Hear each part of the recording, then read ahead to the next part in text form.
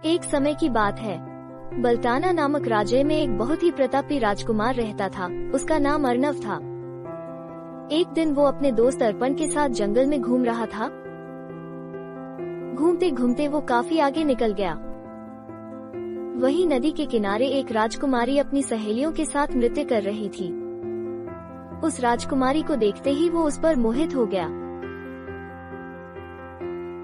उसी समय उसने अपने मन की बात राजकुमारी को कह दी और उसके सामने विवाह का प्रस्ताव रख दिया। उसका प्रस्ताव सुनकर राजकुमारी ने कुछ इशारे किए। पहले राजकुमारी ने एक हाथ से इशारा किया, फिर दोनों बाहों से इशारा किया, फिर कुछ तलवारबाजी का करतब दिखाया।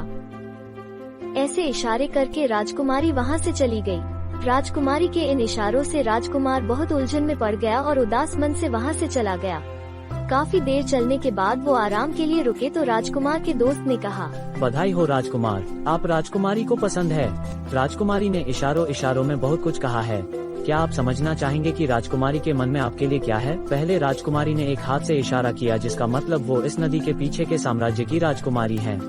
फिर राजकुमारी ने दोनों हाथों से इशारा किया, जिसका मतलब वो आपका अपने साम्राज्य में स्वागत करती है। फिर राजकुमारी ने कुछ तलवारबाजी के करतब दिखाए, जिसका मतलब राजकुमारी से विवाह करने के लिए आपको तलवारबाजी के स्वयंवर में जीतना होगा। राजकुमार अपने बुद्धिमान मित्र की बातें सुनकर बहुत प्रसन्न हुआ और उसने सिर झुकाकर अपने मित्र का अभिवादन किया। उसके बाद वो दोनों अपने साम्राज्य में वापस चले गए। अब दोनों पूरे जोश से स्वयंवर की तैयारी करने लगे। राजकुमार बड़े जोर शोर से स्वयंवर की तैयारी कर रहा था और आखिर वो दिन आ ही गया जिसका राजकुमार को बड़ी बेसब्री से इंतजार था। राजकुमार और उसका दोस्त स्वयंवर में भाग लेने के लिए चल पड़े। जैसे जैसे राजकुमार राजकुमारी के साम्राज्य के निकट जा रहा था, उसकी खुशी बढ़ती जा रही थी और आखिरकार काफी लंबा सफर तय करके वो राजकुमारी के साम्राज्य में पहुंच गया।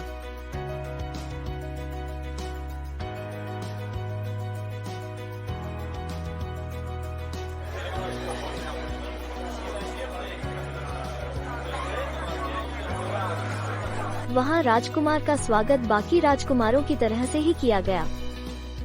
आखिर वो समय आ गया जब तलवारबाजी की प्रतियोगिता शुरू हुई और स्वयंवर का शुभारंभ हुआ। पहले दो राजकुमारों ने अपना कौशल दिखाया। उनमें से एक राजकुमार विजयी हुआ और दूसरा स्वयंवर से बाहर हो गया। फिर दो और राजकुमारों में प्रतियोगिता हुई। एक और राजकुमार स्वयंवर से बाहर हो गया और एक विजेता रहा। अंत में हमारे राजकुमार की बारी आई।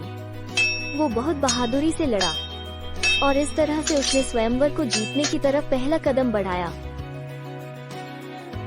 अब स्वयंवर से 3 विजेता हो चुके थे और 3 बाहर हो गए थे। लेकिन परीक्षा यहाँ समाप्त नहीं हुई थी। अभी और भी परीक्षाएं होनी थी और अब बारी थी तीरंदाजी की। पहले विजेता ने सबसे पहले तीरंदाजी का कौशल दिखाया, पर वो प्रतियोगिता में सफल नहीं हो पाया और स्वयंवर से बाहर हो गया। अब दूसरे विजेता राजकुमार का समय था अपना कौशल दिखाने का, पर वो भी मछली को भेदने में नाकामयाब रहा और प्रतियोगिता से बाहर हो गया। अंत में हमारे राजकुमार का समय आया और अपनी तीरंदाजी के कौशल से उसने सबको मंत्रमुग्ध कर दिया। तीर सीधा मछली को लगा और राजकुमार ने स्वयंवर को जीतने की तरफ अपना दूसरा कदम बढ़ाया। वाह राजकुमार वाह, मजा आ गया। आपने अपनी तलवारबाजी के हुनर से सबको हैरान कर दिया। धन्यवाद मित्र, तलवारबाजी तो मैं बचपन से सीख रहा हूँ, लेकिन अगर तुम मुझे मछली को भेदने वाली तकनीक न बताते तो मैं आज स्वयंवर से बाहर हो जाता। महाराज, मछली की गति ज्यादा है। आपको अपने बाणों की गति को मछली की गति से ज्यादा तेज छोड़ना होगा, तभी आप मछली को भेद पाएंगे। फिर दोनों ने एक दूसरे का अभिवादन स्वीकार किया और खुशी खुशी अपने विश्राम कक्ष में चले गए। फिर कुछ दिनों के लिए राजकुमार को मेहमान कक्ष में आराम करने के लिए कहा गया। जब काफी दिन बीत गए तो राजकुमार ने दासी से कहा, प्रणाम माता, क्या आप मेरा एक संदेश राजकुमारी तक पहुंचा देंगी? प्रणाम राजकुमार, क्यों नहीं, कृपया बताएं, मैं आपका संदेश राजकुमारी तक जरूर पहुंचा दूंगी। धन्यवाद माता, आप कृपया राजकुमारी को कहें कि मैं उनसे आम के बाग में मिलना चाहता हूँ।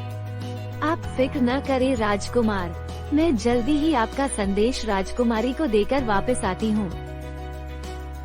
फिर वो दासी राजकुमार को संदेश लेकर राजकुमारी के कक्ष की तरफ जाने लगी।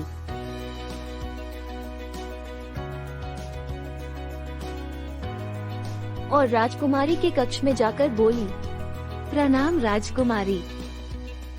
प्रणाम माता। मेहमान कक्ष में रुके हुए राजकुमार ने आपके लिए एक संदेश भेजा है। राजकुमार आपसे आम के बाग में मिलना चाहते हैं। दासी की बात सुनकर राजकुमारी अपने कक्ष में कहीं जाने लगी। तभी उसने चंदन की कुछ बूंदों को अपने हाथों पे लगाया और वापस दासी की तरफ बढ़ी।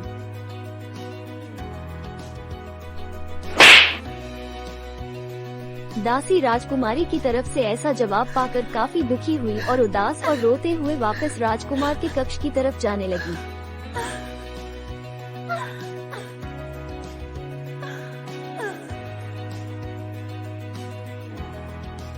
दासी ने राजकुमार के कक्ष में जाकर प्रणाम किया और रोते रोते सारी बात बता दी। उसकी बात सुनकर राजकुमार बहुत भ्रमित हो गया, लेकिन राजकुमार का मित्र जोर जोर से हंसने लगा। राजकुमार के मित्र का ऐसा व्यवहार देखकर दासी नाराज होकर वहां से चली गई। तभी राजकुमार ने अपने मित्र से कहा, क्या हुआ मित्र, तुम दासी की बात सुनकर क्यों हंसे? राजकुमार, मैं राजकुमारी के संदेश भेजने के तरीके से काफी हैरान हूँ और खुश हूँ कि ऐसी समझदार राजकुमारी के साथ आपका विवाह हो रहा है। आपने दासी के मुख पर बनी उन 3 लकीरों को देखा। राजकुमारी ने जानबूझकर अपने हाथ पर चंदन लगाकर दासी को तमाचा मारा, जिससे उसके मुख पर 3 लकीरें बन गई। इसका मतलब है अभी चांदनी रातें चल रही है, 3 दिन बाद अंधेरी रातें शुरू हो जाएगी और वो आपसे 3 दिन बाद अंधेरी रातों में मिलेंगी। राजकुमार अपने मित्र की समझदारी से बहुत खुश हुआ। फिर दोनों ने एक दूसरे का अभिवादन किया और अपने अपने कक्ष में सोने के लिए चले गए। फिर 3 दिन इंतजार करने के बाद अगले दिन राजकुमार ने दूसरी किसी दासी से कहा, प्रणाम माता, क्या आप मेरा एक संदेश राजकुमारी तक पहुंचा देंगी? प्रणाम राजकुमार, कृपया बताएं मैं कैसे आपकी मदद कर सकती हूँ। आप कृपया राजकुमारी को कहें कि मैं उनसे आम के बाग में मिलना चाहता हूँ। जैसा आप कहें राजकुमार, मैं जल्दी ही आपका संदेश राजकुमारी तक पहुँचाकर वापस आती हूँ।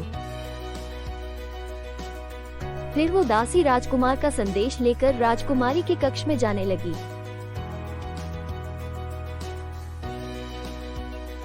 और वहां पहुंचकर राजकुमारी को बोली, प्रणाम राजकुमारी। प्रणाम माता। मेहमान कक्ष में रुके हुए राजकुमार ने आपके लिए एक संदेश भेजा है। वो चाहते हैं कि आप उनसे आम के बाग में मिलें। दासी की बात सुनकर राजकुमारी अपने कक्ष में कहीं जाने लगी और अपने स्नान घर में पहुंची। वहां उसने अपने हाथ पे कुछ लगाया और वापस दासी के पास जाने लगी।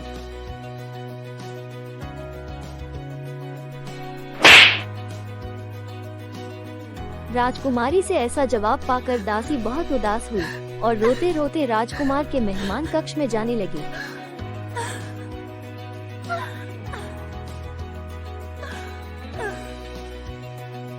मेहमान कक्ष में पहुंचकर उसने पहले प्रणाम किया और फिर रोते रोते सारी बात राजकुमार को बता दी।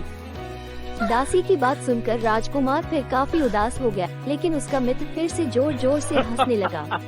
राजकुमार के मित्र का ऐसा व्यवहार देखकर दासी वहां से चली गई। तब राजकुमार ने अपने मित्र से पूछा, क्या हुआ मित्र, आज तुम फिर से दासी पर हंस रहे थे, क्या इसमें भी राजकुमारी का कोई संदेश है?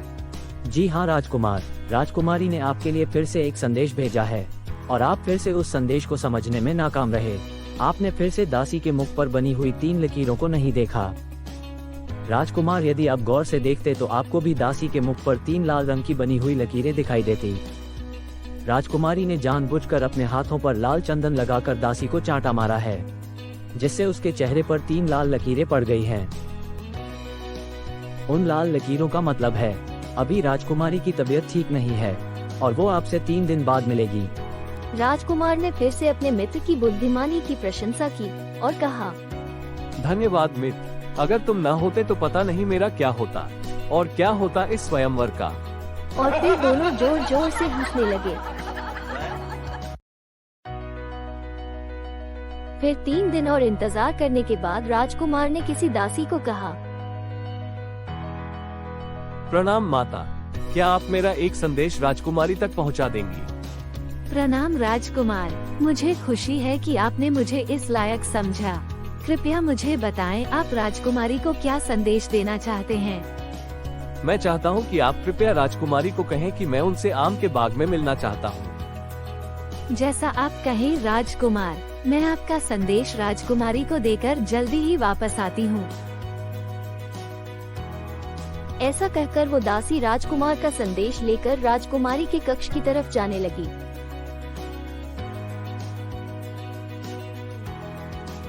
और वहाँ जाकर बोली, प्रणाम राजकुमारी। प्रणाम माता। मेहमान कक्ष में रुके हुए राजकुमार ने आपके लिए एक संदेश भेजा है। राजकुमार आपसे आम के बाग में मिलना चाहते हैं। दासी की बात सुनकर राजकुमारी आग बबूला हो गई और चिल्लाकर दासी को बोली, दुष्ट दासी, मुझे ऐसा संदेश देने की तुम्हारी हिम्मत कैसे हुई? इससे पहले कि मैं तुम्हारा सर धड़ से अलग कर कूद जाऊं उस खिड़की से।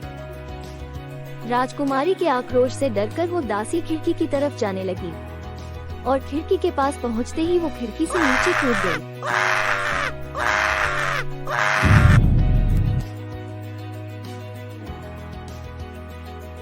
फिर कुछ समय बाद राजकुमार को दिए हुए अपने वचन को पूरा करने के लिए दासी राजकुमार के कक्ष में जाने लगी। दासी काफी मुश्किल से बैसाखियों के सहारे चलकर राजकुमार के कक्ष में जा रही थी। दासी को इस हालत में अपने कक्ष में आता देखकर राजकुमार और उसका मित्र काफी उदास हो गए।